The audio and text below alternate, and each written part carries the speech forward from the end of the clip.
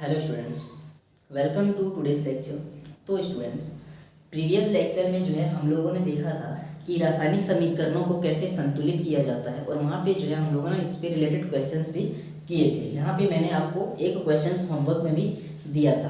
तो I hope जो है ना उससे जो है जो क्वेश्चन हम लोगों ने दिया था पिछले लेक्चर में, तो वो क्वेश्चन आप लोगों से बन चुके होंगे, और जिससे बन गया है उसके लिए थम्स अप, और जो नहीं बना पाए हैं तो कोई बात नहीं, अभी हम लोग बनाएंगे तो आप लोग जो है उसको देख लीजिएगा।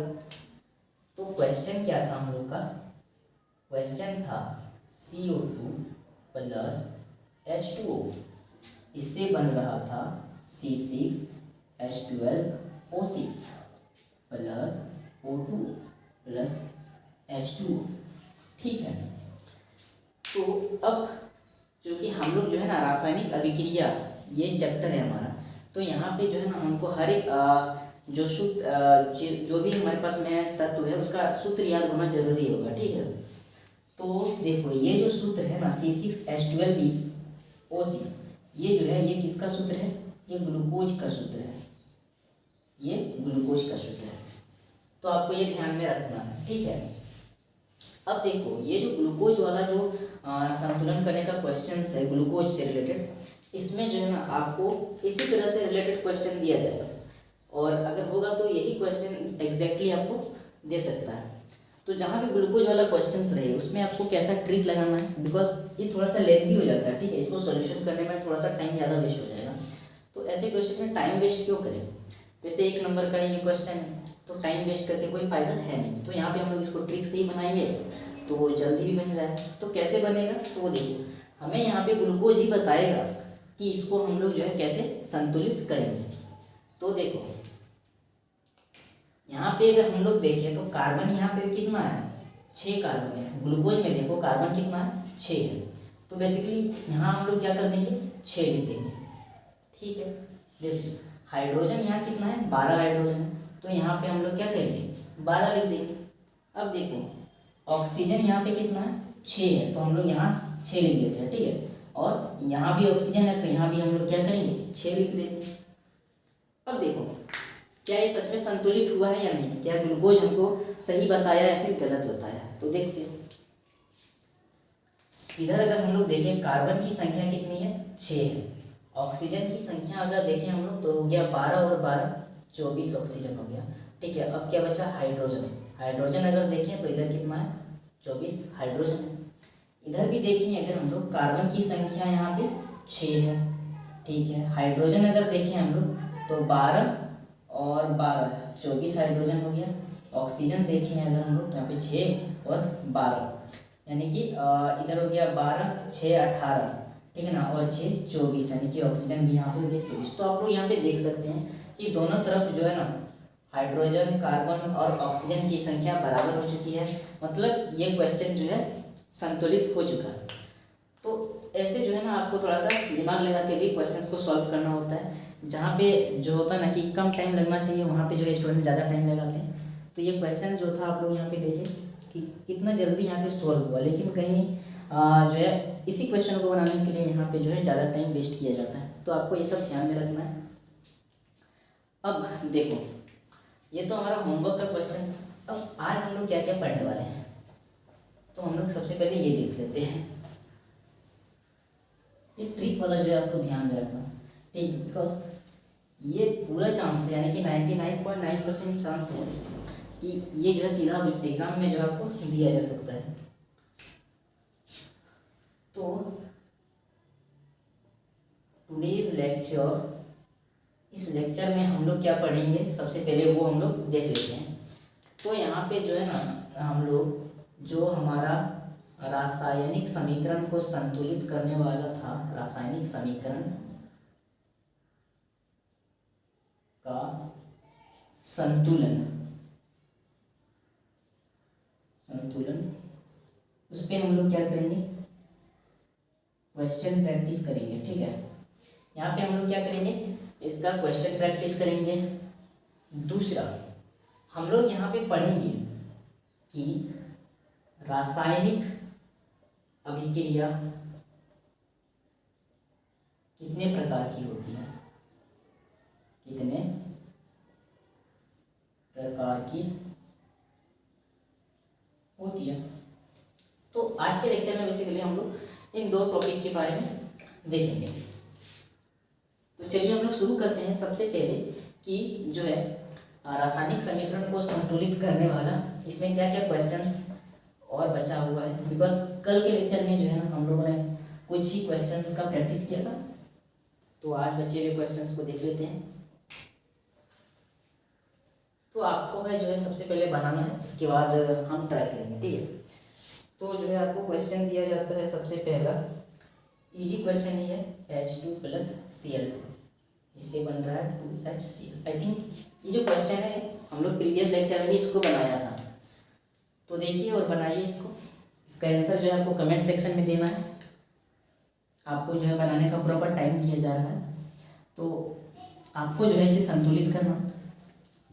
तो देखो यहाँ पे जो हाइड्रोजन है ना ये गैसीय अवस्था में है, ठीक है, और क्लोरीन जो है ये भी हमारे पास में यहाँ पे गैस अवस्था में। HCl जो है ये हमारे पास में एक्वस स्टेट में है, या फिर बोल सकते हैं कि लिक्विड स्टेट में है। तो इसको जो है संतुलित करना है। ज़्यादा टाइम नहीं दिया जाएगा क्योंकि ये तो बहुत ज़्यादा इजी क्वेश्चन है, और ऊपर से जो है इसको मैंने कल भी बताया था कि इसको कैसे सॉल्व करना है। तो देखो आई होप आप लोगों ने बना लिया होगा। यहाँ पे अगर हम लोग देखें हाइड्रोजन कितना है 2 है, और इधर भी हाइड्रोजन कितना है 2 है। दैट मीन्स हाइड्रोजन तो इधर बराबर है। क्लोरीन देखें, क्लोरीन यहाँ पे 2 है, और यहाँ भी क्लोरीन अगर देखें तो 2 है। दैट मीन्स ये जो क्वेश्चन है ये संतुलित है, हमको यहाँ पे संतुलित करने की आवश्यकता नहीं है। तो यहाँ पे क्या लिखेंगे, यहाँ पे लिखेंगे समीकरण संतुलित है, ठीक है। अब नेक्स्ट क्वेश्चन देखते हैं। नेक्स्ट क्वेश्चन है BaCl2 + Al2SO4 होल थ्राइस, ठीक है। इससे बन रहा है BaSO4 + AlCl3 तो ये है क्वेश्चन। अब बनाइए, आपको टाइम दिया जा रहा है इस क्वेश्चन के लिए, एवरेज 1 मिनट। तो इसको बना के आपको कमेंट सेक्शन में इसका आंसर टाइप करना है।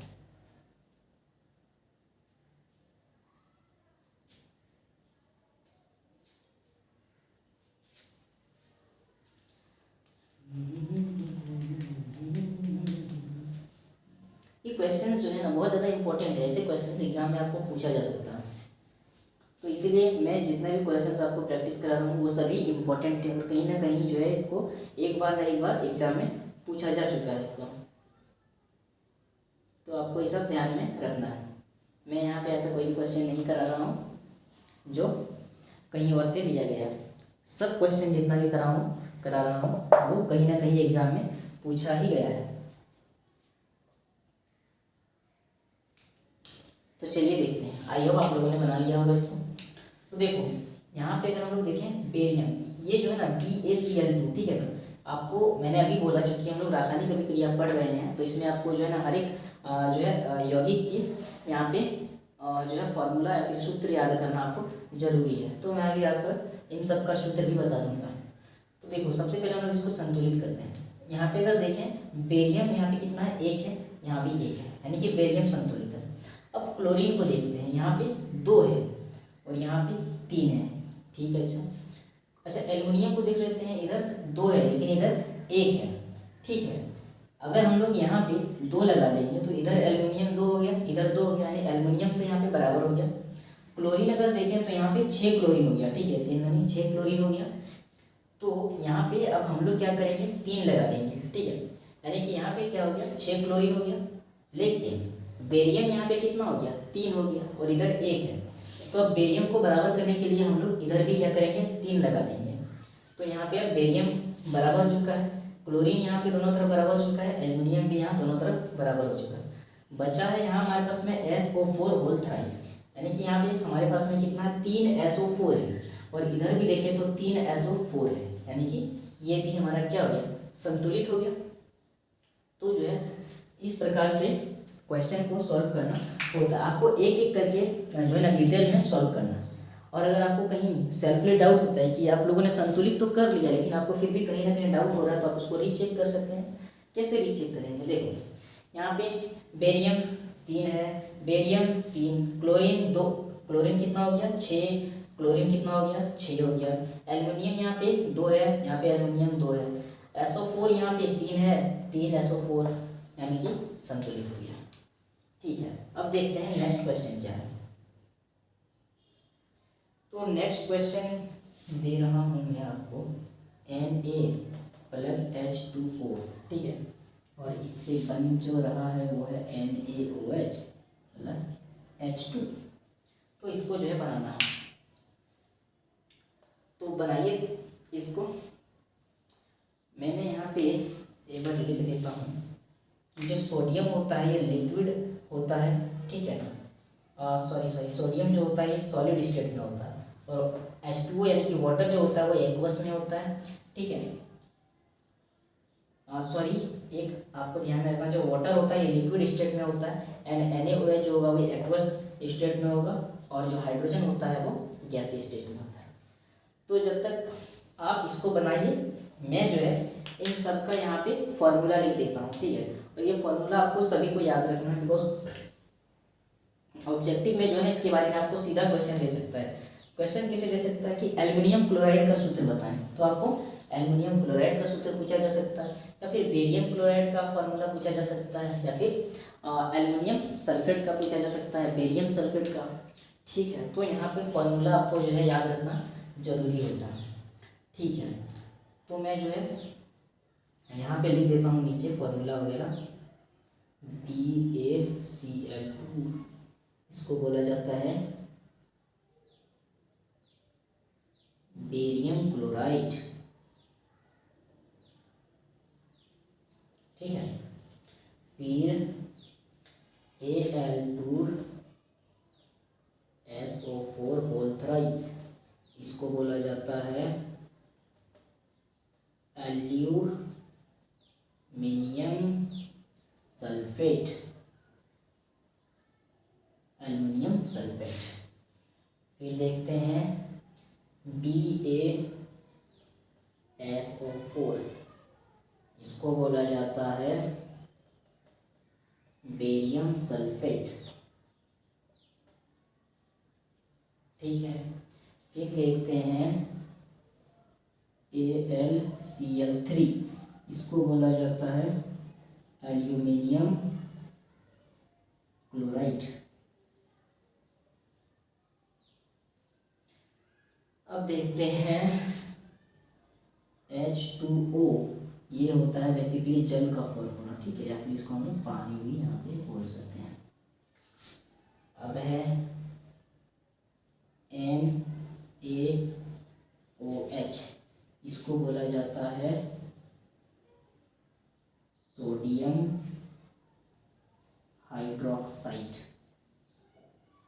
इसको क्या बोला जाता है, सोडियम हाइड्रोक्साइड। तो जो है इस तरह से आपको हर एक यहाँ पे एलिमेंट का या फिर बोले तो कंपाउंड का आपको यहाँ पे फॉर्मूला याद करना। तो आई होप आप लोगों ने इसको अभी तक बना लिया होगा, ठीक है, या फिर कहे तो संतुलित कर लिया होगा इसको। तो चलिए अब देखते हैं।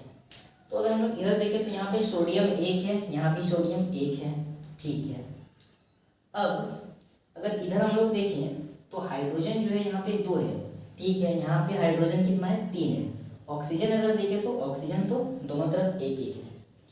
तो यहाँ पे अगर हम लोग देखें, यहाँ पे हाइड्रोजन कितना है 2 है, यहाँ पे हाइड्रोजन कितना है 3 है। तो देखो ये जो संख्या है ये सम संख्या है और ये क्या है, विषम संख्या है।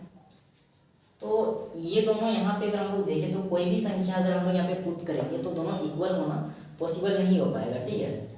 तो ऐसी कंडीशन में क्या करें, अगर यहाँ पे 2 हाइड्रोजन है, यहाँ पे 3 हाइड्रोजन, तो उसमें से अगर एक हाइड्रोजन को अगर इधर आधा कर दें तो बराबर हो जाए। दैट मीन्स हम लोग यहाँ पे क्या करेंगे 1/2 लगा देंगे, ठीक है। क्या कर देंगे 1/2 लगा देंगे। मतलब यहाँ पे अगर देखें तो देखो इसको कैसे सॉल्व करेंगे, यहाँ पे क्या है 1/2 H2 है, ठीक ठीक है, तो इसको कैसे करेंगे, तो देखो बेसिकली ये जो है ना, ये 2 के साथ गुना है, तो यहाँ पे क्या हो जाएगा 2 और नीचे 2 है, ये तो दोनों कट जाएगा, 1 बचेगा। मतलब यहाँ पे निकला क्या, 1 हाइड्रोजन निकला। यानी कि 1/2 क्या होता है, आधा ही तो होता है ना। तो यहाँ पे 2 हाइड्रोजन है, तो 2 का आधा क्या हो जाएगा 1, यानी कि यहाँ 1 हाइड्रोजन है, यहाँ 1 हाइड्रोजन है, तो 2 हाइड्रोजन हुआ और इधर 2 हाइड्रोजन, यानी कि ये संतुलित हो गया। ठीक है, अब हम लोग नेक्स्ट क्वेश्चन की ओर बढ़ते हैं। फॉर्मूला वगैरह आप लोग को उतार लेना है।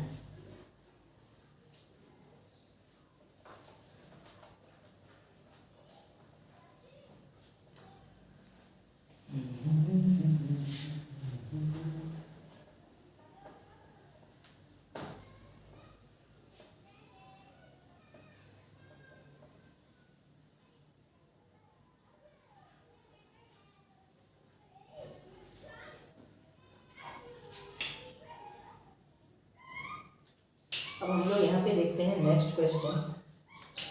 तो देखो नेक्स्ट क्वेश्चन है कि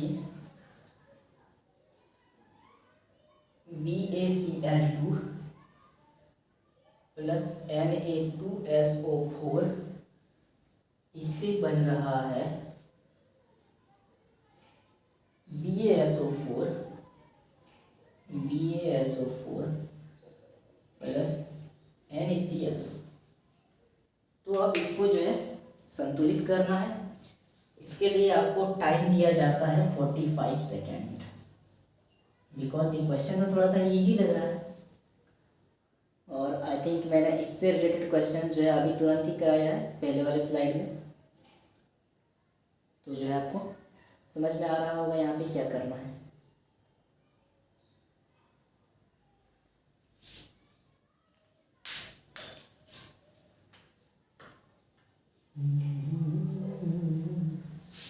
जल्दी बनाइए, टाइम बहुत कम है और एग्ज़ाम में भी टाइम बहुत कम है, तो आपको ये भी ध्यान रखना है।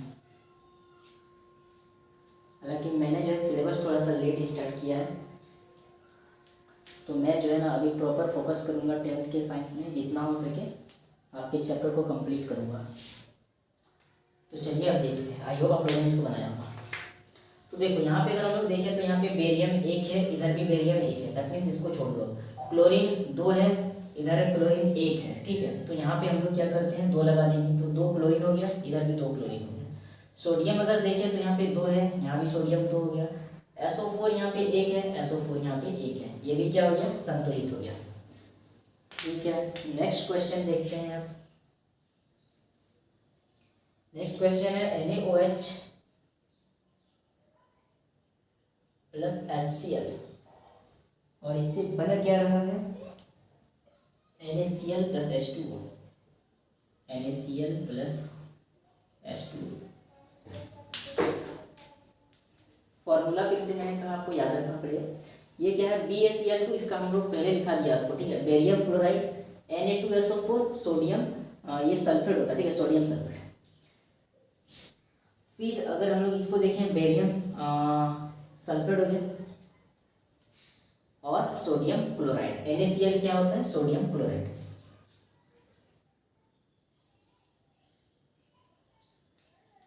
ठीक है,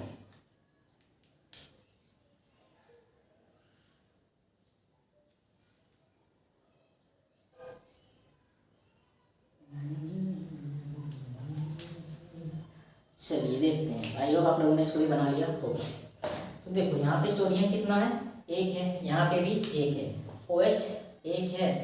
अच्छा इधर देखते हैं पहले, ऑक्सीजन अगर इधर 1 है, इधर भी ऑक्सीजन 1 है। हाइड्रोजन देखो 2 है, हाइड्रोजन यहाँ पे 2 है। क्लोरीन 1 है, क्लोरीन 1 है, दैट मीन्स ये क्या है संतुलित है, संतुलित समीकरण है। ओके चलो भाई लोग, आई होप आप लोगों को समझ में आ रहा होगा। ओके नेक्स्ट क्वेश्चन देखते हैं।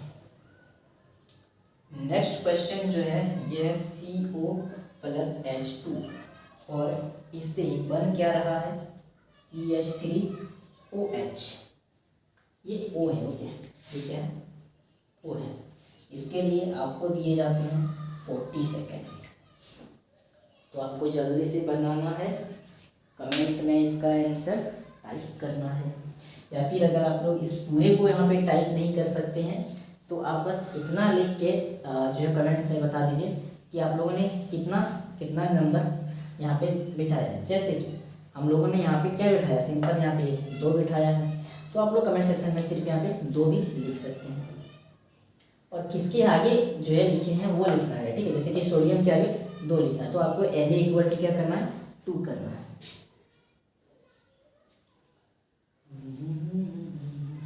चलो हो गया टाइम आप लोग का। अब देखते हैं, अगर इधर देखें कार्बन की संख्या 1 है, ऑक्सीजन देखें तो 1 और 1 है, ठीक है। हाइड्रोजन अगर देखें तो इधर 4 है, यहाँ पे 2 है, तो यहाँ 2 लगा देंगे तो हाइड्रोजन भी बराबर हो गया। ये क्वेश्चन कितना इजी था। नेक्स्ट क्वेश्चन है C2H6 प्लस O2 इससे बन रहा है CO2 प्लस H2O। इसके लिए आपको 1 मिनट का टाइम दिया जाता है, क्योंकि ये आई थिंक आप लोगों के लिए थोड़ा सा हार्ड होगा, तो जल्दी बनाइए इसको और जो इसका आंसर टाइप कीजिए कि क्या होने वाला है।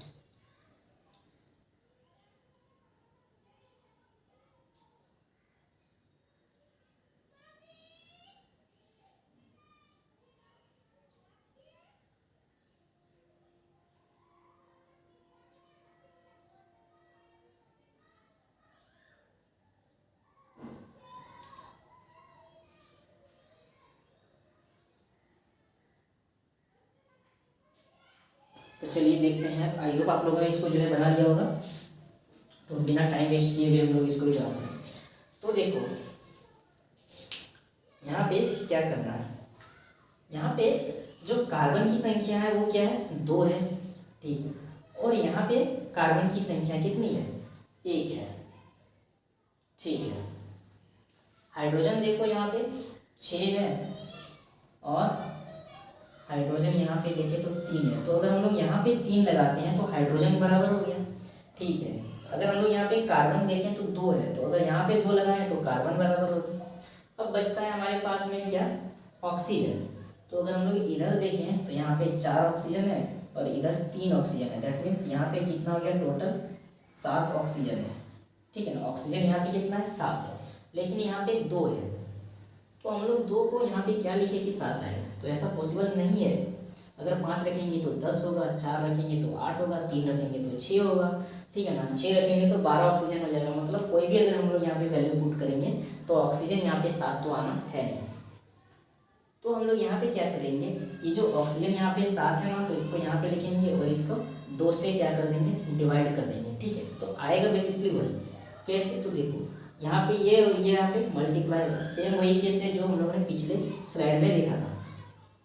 क्या होगा, ये 7/2 है, ये यहाँ पे जो 2 है इसके साथ क्या हो जाएगा, गुना हो जाएगा। तो आप लोगों ने भिन्न वाला जो गुना जो है जानते होंगे, ये क्या होता है, 7 दूनी 14, ये हो गया 2, दोनों कट जाएगा, क्या आ जाएगा 7, यानी कि यहाँ पे वापस क्या आ गया, 7 आ गया। यहाँ पे क्या आ गया, 7 आ गया, दैट मीन्स यहाँ पे क्या होगा, 7 ऑक्सीजन और इधर 7 ऑक्सीजन, यानी कि ये भी क्या हो गया, संतुलित हो गया। तो जो है इस तरह से संतुलित किया जाता है किसी भी समीकरण को। तो आई होप आपको जो है क्वेश्चंस समझ में आ रहे होंगे हम लोग जो कर रहे हैं। चलिए यहाँ पे जो है हम लोगों का रासायनिक समीकरण कैसे किया जाता है, इस पर हम लोगों ने बहुत सारे क्वेश्चंस प्रैक्टिस कर लिए और ये सभी क्वेश्चंस जो है बहुत ही ज़्यादा इम्पोर्टेंट हैं, तो आपको ये भी ध्यान में रखना है। मैंने एक भी ऐसा क्वेश्चंस नहीं कराया है जो बेफिजूल के होंगे, सब कहीं ना कहीं एक बार जो एग्जाम में पूछा गया है और मैंने वहीं से उठा के आपको समझाया, ठीक है। तो देखो अब हम लोग क्या पढ़ेंगे, जैसे कि हम लोगों ने शुरुआत में ही देख लिया था कि अब हम लोगों को पढ़ना है रासायनिक अभिक्रिया के प्रकार, ठीक है।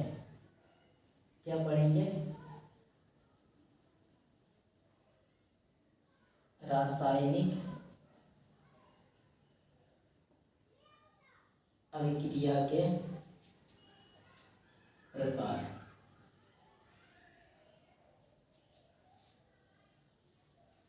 ठीक है, तो देखो जो रासायनिक अभिक्रिया होती है, ठीक है, वो बेसिकली 3 प्रकार की होती है। क्या बोला कि जो रासायनिक अभिक्रिया होती है वो 3 प्रकार की होती है।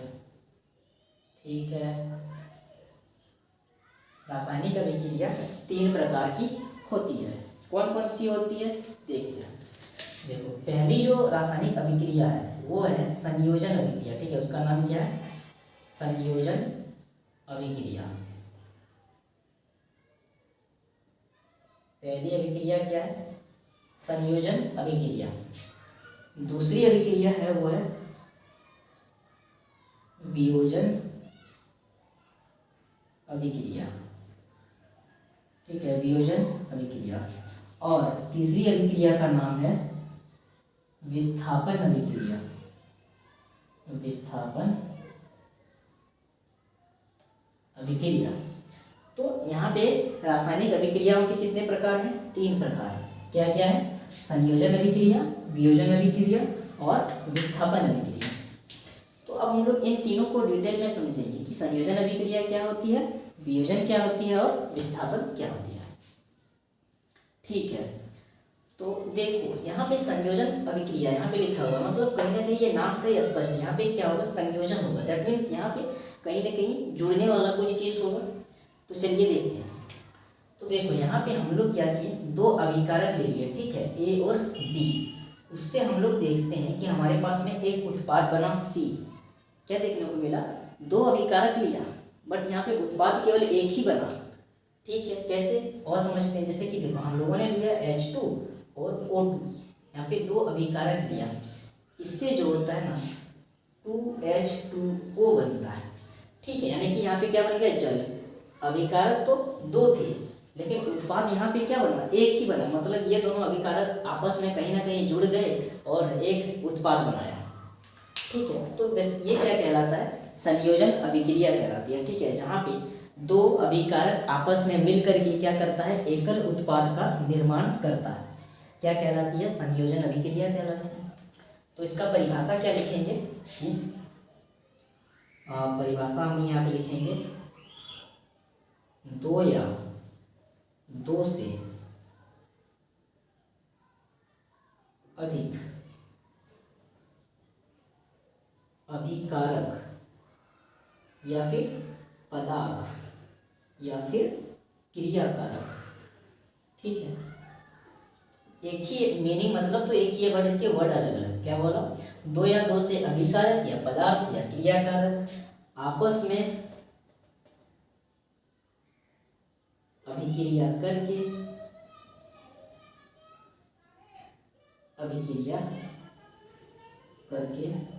एकल उत्पाद या पदार्थ का निर्माण करते हैं, उसे संयोजन अभिक्रिया कहते हैं। संयोजन अभिक्रिया कहते हैं। ठीक है, तो ये इसकी परिभाषा है, ये इसके उदाहरण है। तो आपको एग्जाम में अगर पूछा जाए कि ये क्वेश्चन जो है बेसिकली 3 नंबर में पूछा जा सकता है। ठीक है, तो 3 नंबर के क्वेश्चन में किस प्रकार से पूछा जाएगा? पूछा जाएगा कि संयोजन अभिक्रिया क्या है, परिभाषा लिखिए। ठीक है, या फिर सिंपल पूछा जा सकता है कि संयोजन अभिक्रिया को समझाएं। तो आपको यहाँ पे ये परिभाषा लिखनी है और ये एक उदाहरण लिख देना है। बाकी ऑब्जेक्टिव क्वेश्चंस में भी जो है ना इसको पूछा जा सकता है। किस प्रकार से पूछा जाएगा हम लोग जो है ना नेक्स्ट लेक्चर में इसको डिटेल में समझेंगे। ठीक है, तो देखो दूसरी जो अभिक्रिया है वो है वियोजन अभिक्रिया। यहाँ भी जो है नाम से ही स्पष्ट हो रहा है। वियोजन का मतलब क्या होता है? टूटना। तो मतलब यहाँ पे कहीं ना कहीं अभिक्रिया होगी तो उसमें क्या होगा? टूटेगा या फिर अलग अलग होगा। तो यहाँ पे देखो क्या होता है, यहाँ पे क्या होता है कि एक अभिकारक होता है। ठीक है, तो एक अभिकारक, ठीक है ना, इसकी जब अभिक्रिया होती है, ठीक है, यहाँ पे कुछ भी अगर हम लोग ताप दाब या फिर उस प्रकाश की उपस्थिति में यहाँ पे अभिक्रिया होती है तो ये क्या होता है, दो उत्पाद में ये टूट जाता है। क्या देखने को मिला यहाँ पे, अभिकारक एक था, उत्पाद यहाँ पे दो मिला।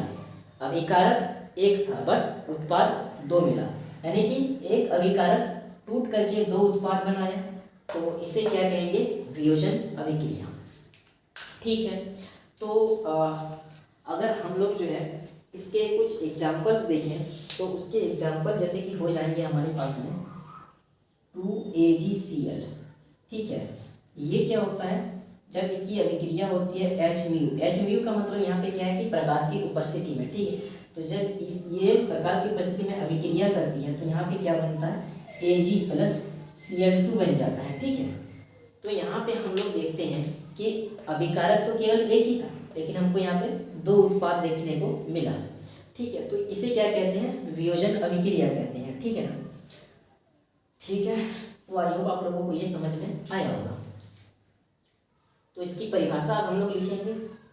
ठीक है, तो देखो यहाँ पे, ठीक है ना, क्या लिखेंगे कि वियोजन अभिक्रिया में कि ऐसी अभिक्रिया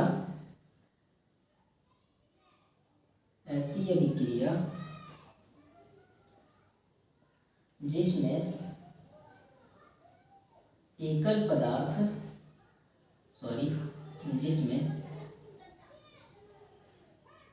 जिसमें एक अभिकारक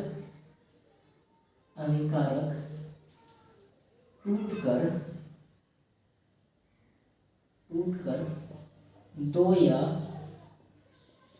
दो से अधिक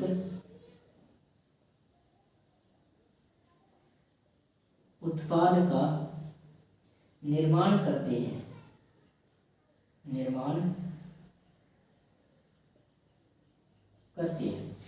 वियोजन अभिक्रिया कहलाती है। वियोजन अभिक्रिया कहलाती है। ठीक है, क्या बोला कि ऐसी अभिक्रिया जिसमें अभिकारक क्या होगा, जिसमें एक अभिकारक टूट करके दो या दो से अधिक क्या बनाएंगे, उत्पाद बनाएंगे, तो ये जो होती है वो वियोजन अभिक्रिया कहलाती है। ठीक है, अब हम लोग यहाँ पे समझेंगे कि विस्थापन अभिक्रिया क्या होती है। तो ठीक है, तो देखो विस्थापन अभिक्रिया का मतलब क्या होता है कि वो विस्थापित करना। ठीक है ना, विस्थापन का मतलब ही यहाँ पे क्या है, विस्थापित करना। विस्थापन का मतलब बेसिकली ये होता है विस्थापित करना, मतलब कि हटा देना, किसी को किसी के जगह से हटा देना और वो खुद की जगह उसका ले लेना। ठीक है, जैसे कि अगर समझे इस अभिक्रिया में क्या होता है, तो देखो बेसिकली मैं हूँ, ठीक है ना, और मेरे जो है दो दोस्त हैं। ठीक है, तो मेरा जो है दो दोस्त सामने बैठा है और मैं इधर अकेला खड़ा हूँ। तो मैं क्या करूँगा कि उनमें से एक दोस्त को वहाँ से हटा दूंगा और मैं जाके वहाँ पे बैठ जाऊँगा। तो उसको हटा दिया और मैं और वो बैठ गया मेरा दोस्त। तो यहाँ पे ऐसी अभिक्रिया जो होती है विस्थापन अभिक्रिया, मतलब एक तत्व जो होता है दूसरे को हटा के उसकी जगह वो खुद ले लेगा। ठीक है, तो इसके पहले एग्जाम्पल देख लेते हैं, इसके बाद इसकी परिभाषा समझेंगे। तो एग्जाम्पल क्या होंगे, तो देखो जैसे कि हम लोग यहाँ पे लेते हैं क्या कि जिंक प्लस H2SO4। ठीक है ना, यहाँ पे। ठीक है, तो इसको समझने से पहले मैं आपको जो है ना थोड़ा सा एक मिनट इस टाइप से समझा देता हूँ ताकि जो है आपको समझने में कोई प्रॉब्लम ना आए। तो देखो मान लेते हैं यहाँ पे A है, ठीक है ना, प्लस B और C है। तो इसकी जब अभिक्रिया में देखो यहाँ पे दो ही अभिकारक है, ठीक है ना, एक अभिकारक ये है और ये दोनों जो है एक ही अभिकारक है। ठीक, तो इन दोनों की जब अभिक्रिया होगी, ठीक है, तो ये जो A है ये क्या करेगा, B को हटा देगा। ठीक है, ये क्या करेगा, B को हटा देगा, B को यहाँ से हटा देगा और A और C आपस में मिलकर के अभिक्रिया कर लेगा और ये हट जाएगा। कैसे, तो देखो A और C मिल जाएगा और B को क्या कर दिया इन्होंने, हटा दिया। तो इस प्रकार से यहाँ पे क्या होगी, विस्थापन अभिक्रिया होगी। ठीक है, तो अब हम लोग एग्जाम्पल्स देख लेते हैं जरा। तो आपको ये सब एग्जाम्पल्स सब नोट करना है और इसका परिभाषा मैंने आपको लिखाऊंगा वो भी देखना। तो यहाँ पे क्या होगा, तो ये जो जिंक है ये क्या करेगा, ये जो हाइड्रोजन है इसको हटा देगा यहाँ से, ठीक है। ये जिंक जो होता है या हाइड्रोजन को क्या करेगा, यहाँ से हटा देगा और इसकी जगह ये ले लेगा, यानी कि ये जिंक SO4 के साथ बैठ जाएगा और हाइड्रोजन को हटा देगा। तो बेसिकली यही जो होती है विस्थापन अभिक्रिया कहलाती है, ठीक है। मैं अभी इसके और एक एग्जाम्पल आपको दे रहा हूँ, ठीक है। एक एग्जाम्पल मैं आपको और दे रहा हूँ, जैसे कि फिलहाल तो एग्जाम्पल मैं आपको देना चाह रहा था, बट मेरे को कुछ एग्जाम्पल्स वो याद नहीं आ रहा है यार, क्लास के टाइम में भूल जाता हूँ मैं। एक से एग्जाम्पल है यार, वो बहुत ज़्यादा इम्पोर्टेंट था। ओके, कोई नहीं, वो एग्जाम्पल जो है मैं आपको नेक्स्ट क्लास में ज़रूर से याद करके करा दूँगा। मैं फ़िलहाल भूल चुका हूँ वो क्या था, मैंने उसको दिमाग में रखा था कि मैं बताऊँगा, लेकिन एंड टाइम पे मैं उसको भूल गया। ठीक है, कोई बात नहीं। यहाँ पे देखिए हम लोग विस्थापन अभिक्रिया समझ रहे थे। यहाँ पे मैंने एक एग्जाम्पल से आपको फिलहाल तो समझा दिया है कि क्या होती है, तो आइए आपको इतना तो आइडिया लग गया होगा कि विस्थापन अभिक्रिया क्या होती है। तो इसका परिभाषा कहाँ पे लिखे हैं, तो आप लोग जो है ना इसका एग्जाम्पल लिख लीजिएगा। मैं इसको भी मिटा देता हूँ और यहाँ पे इसकी परिभाषा लिख देता हूँ। तो मैं यहाँ पे इसका परिभाषा लिख देता हूँ। विस्थापन अभिक्रिया, इसमें क्या लिखेंगे भाई कि ऐसी अभिक्रिया जिसमें एक अभिकारक दूसरे अभिकारक को उसकी जगह से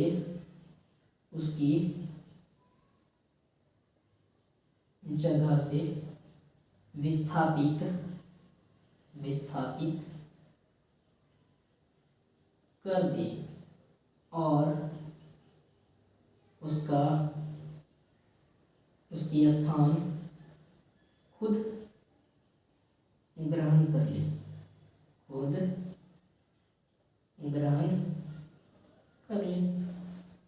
विस्थापन अभिक्रिया कहलाती है। ठीक है, क्या बोला कि एक मिनट यार, ये मार्कर बड़ी प्रॉब्लम कर रहा है। खुद ग्रहण कर लेता है, क्या कहलाती है, विस्थापन अभिक्रिया कहलाती है। तो आप इसको जो है उतार लीजिएगा। क्या बोला हम लोगों ने कि ऐसी अभिक्रिया जिसमें एक अभिकारक दूसरे अभिकारक को उसकी जगह से विस्थापित करते, मतलब हटा दे और उसकी जगह खुद ग्रहण कर ले, क्या कहलाती है, विस्थापन अभिक्रिया। तो आई होप आपको जो है विस्थापन अभिक्रिया का मतलब समझ में आया होगा। मैं इसका एक एग्जांपल भूल गया हूँ जो कि इम्पोर्टेंट है, नेक्स्ट लेक्चर में उसको मैं जरूर करा दूंगा या फिर कह तो बता दूंगा। तो फिलहाल आज के लेक्चर में हम लोगों ने अभी तक ये समझा कि रासायनिक समीकरणों को कैसे संतुलित किया जाता है। फिर देखा कि जो रासायनिक अभिक्रिया होती है वो बेसिकली 3 प्रकार की होती है, संयोजन अभिक्रिया, वियोजन अभिक्रिया और विस्थापन अभिक्रिया। संयोजन अभिक्रिया में क्या होता है कि जो दो अभिकारक होते हैं वो आपस में मिल जाते हैं, क्या करता है, एकल उत्पाद बनाता है। वियोजन अभिक्रिया में क्या देखा कि यहाँ पे एक ही अभिकारक होता है जो कि 2 उत्पाद में टूट जाता है।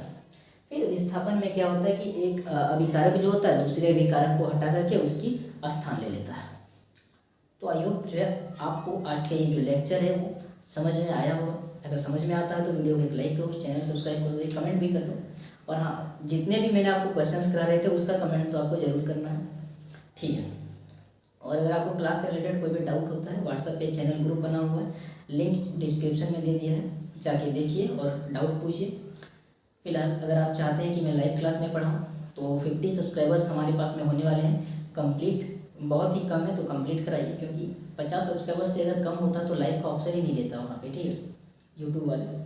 तो नेक्स्ट लेक्चर में मिलेंगे, तब तक के लिए जय हिंद, पढ़ते रहिए, मस्त रहिए।